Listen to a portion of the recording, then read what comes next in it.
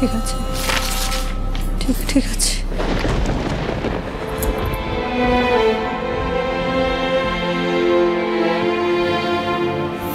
আপনি রিপোর্টটা দেখেছেন? এটা তো ঠিক নয় Mainak, report, this is wrong, এটা ভুল রিপোর্ট। এটা যদি ভুল পড়তে পারতাম তাহলে তো সব থেকে বেশি খুশি আমি হতাম। ভুল বলতে পারবো না করে, কারণ এটাই সত্যি। I feel really sorry for you.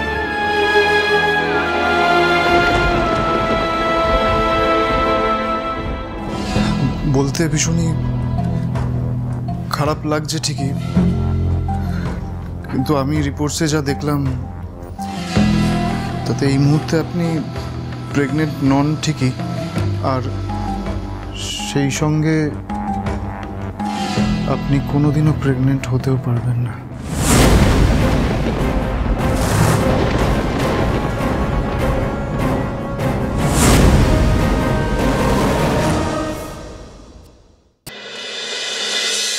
বাগো গেল, কোমরটা ভেঙে গেল।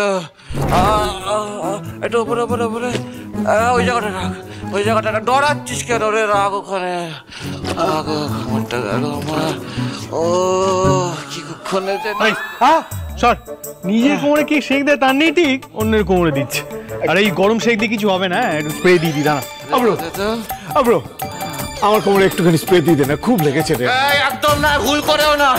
আজকের আমাদের এই অবস্থা এর জন্যই। আমাদের নয়, কারেকশন, তোদের এই অবস্থা। হ্যাঁ তা তো ঠিকই, তুই তো রোমান্স করে নিজেকে সাইড করে নিলি, কেসটা খেলাম আমরা, মারটা গিয়ে পড়লো আমাদের উপর। পড়বেই তো।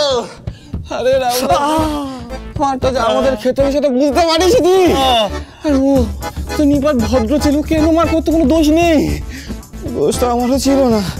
আমি যাবো, আমি নাচতে চাইনি, বিশ্বাস কর। জোর করে বনি আমার হাত ধরে নাচালে তারপর কি মারলো এইটার জন্য। আমার এই শোন, তোর ব্যাচেলার পার্টি আমি অর্গানাইজ করলাম, তুই আমাকে থ্যাংক ইউ বলার কথা, তুই আমাকে ব্লেম করছিস। না করবে না, পুজো করবে বলেছিলাম ব্যাচেলার পার্টি তোকে করতে, বলিনি তো? করতে ইচ্ছা করে একটুখানি ভালো কিছু করতিস না? 3 ভাই মিলে বসে একটু সিনেমা দেখতাম, ভালো মন্দ খেতাম, মারটা তো খেতে হতো না। ডান্সার নিয়ে এসছে, অকাট বুদ্ধি মাথা থেকে বেরোয়। এই শোন, তুই না মূর্খ, সারা জীবন মূর্খই থাক। ঠিক আছে, এটা ব্যাচেলার পার্টি রে, তুই কত ইম্পর্টেন্ট জানিস? এটা সিঙ্গেল ছেলের লাইফের লাস্ট সিঙ্গেল ডে, সেদিনকে আমি চাইনিজ খাবো, সিনেমা দেখবো, গর্দব একটা। ঠিক আছে, আর ঝগড়া করতে হবে না, যাওয়ার হয়ে গেছে। শোন, এখনই গরম শেক আর স্প্রে দিয়ে নিজেদের কোমরগুলোকে একটু রিকভার কর, কারণ এরপরে বিয়ের সময় অনেকক্ষণ পিড়িতে বসতে হবে, সেটা না করতে পারলে আবার কিন্তু মার পড়বে। আমি মনে হয় বিয়ের পিড়িতে বসতে পারবো না, জানিস তো কোমর নিয়ে। সবসময় আমার বিয়ের সময় একটা না একটা গন্ডগোল হয়, দেখবি? যখন ছোট ছিলাম গুরুদেব ঠিক কথাই বলেছিল, আমার বিয়েতে একটা বাধা আছে, এই সেই বাধা। একটা জিনিস বুঝতে পারছি না, এইবার বাধাটা এলো কি করে? এই আমরা যে এটা করছি ওরা জানলো কি করে? তোরা তো কেউ কিছু বলিসনি। না, আমরা কেন বলবো? তাহলে এই যে আমি ডান্সার আনছি, এটা যদি এবাড়ির লোকেরা জানতে পারতো তাহলে আমরা আস্ত থাকতাম না। বড় মামি আর এবাড়ির লোকেদের থেকে একটুর জন্য আমরা বেঁচে গেছি, কিন্তু তারপরে ওরা জানলো কি করে? ওই 3 বছর জানলো কি করে?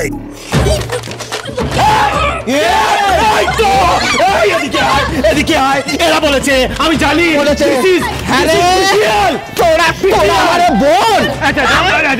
কিন্তু একটা জিনিস কিন্তু ঠিক, মানে ওদের জন্য কিন্তু মজা হয়েছে। মানে ওরা যখন এক্সপেক্ট করছিলি যে ডান্সারদের দেখবি, সেই জায়গায় যখন নিজেদের বউদের দেখলি না, তোদের মুখগুলো জাস্ট দেখবার মতো ছিল। আর শোন, দাদা ভাই লয়াল হাজবেন্ড বলে না বেঁচে গেছে, বুঝলি? কোনোদিন বদলাবি না। উড়ে তুই এখন বাবা, ফাদার। আর শোন, এরকম পার্টি কেন করেছিস বলতে একদম করা উচিত না। আমি তো পার্টি করবো না, আমি সন্ন্যাস নিয়ে নেবো, আমার বয়স তো 70 বছর। আর এদের রিভেঞ্জ আমরা নেবো। বিয়ের পরে যখন দরজা বন্ধ করে টাকা চাইতে আসবি না, কিচ্ছু দেবো না, 10টা পয়সাও দেবো না। তুই দিবি না মানে?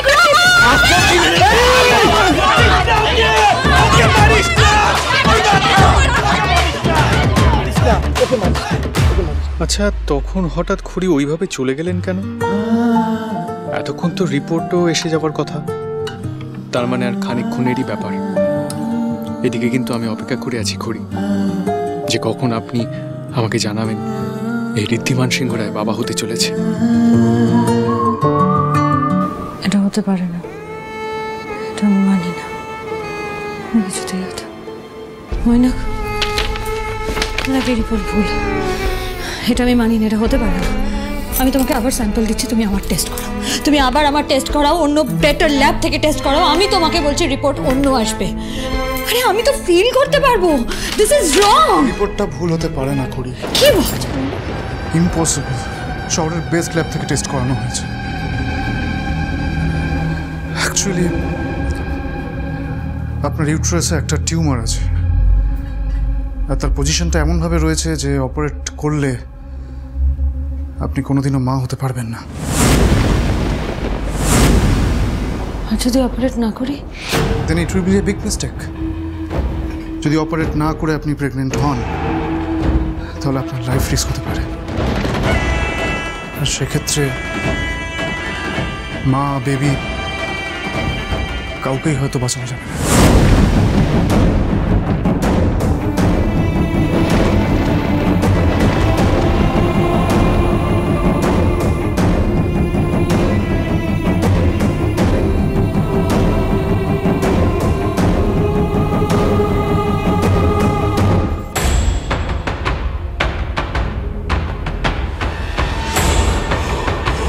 এই জন্যই কোনো ডক্টরই এক্ষেত্রে রিস্ক নেবে না, তাই হয়তো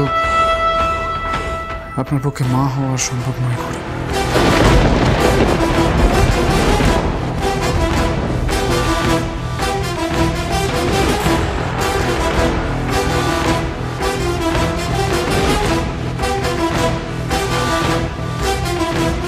আমি জানি এরকম একটা ঘটনা একটা মেয়ের পক্ষে মেনে নেওয়া কতটা কঠিন, কিন্তু কি করা যাবে, এটা আমাদের পার্ট অফ লাইফ।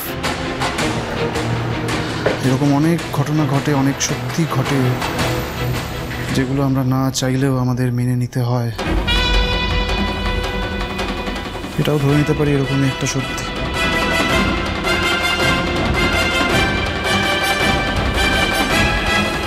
আর এক্ষেত্রে আপনারও কিছু করার নেই।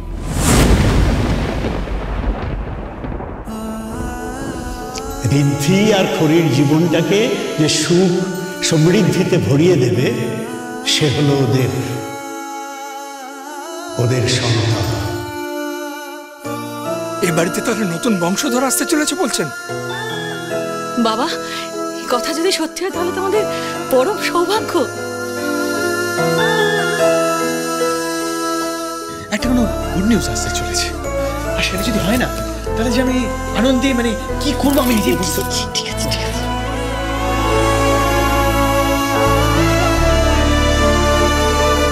আমাদের মাঝখানে শুধু একজনই আসতে পারে, আমার ছোট্ট খুড়ি।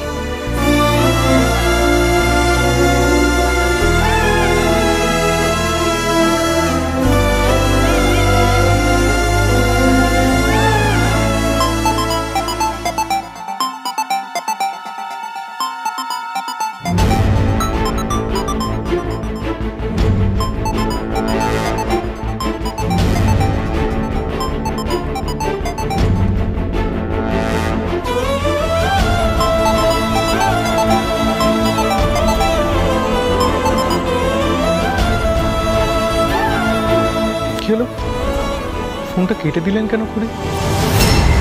আমি জানি দাদা ভাই, বাড়ির সবাই এই গুড নিউজটারই অপেক্ষায় আছে। আমিও ভাবছি কিভাবে ওদের সত্যি কথাটা জানাবো। আমিও জানি না, কিন্তু আজ না হয় কাল সত্যিটা তো সবার সামনে আসবেই। একদিন না একদিন বাড়িতে তো সবটা জানাতেই হবে। না,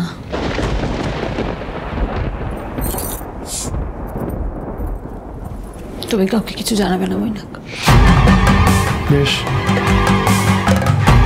কাউকে জানাবো না যতদিন না পর্যন্ত আপনি আমাকে কিছু বলছেন। I promise. আপনি আমাকে ভরসা করতে পারেন।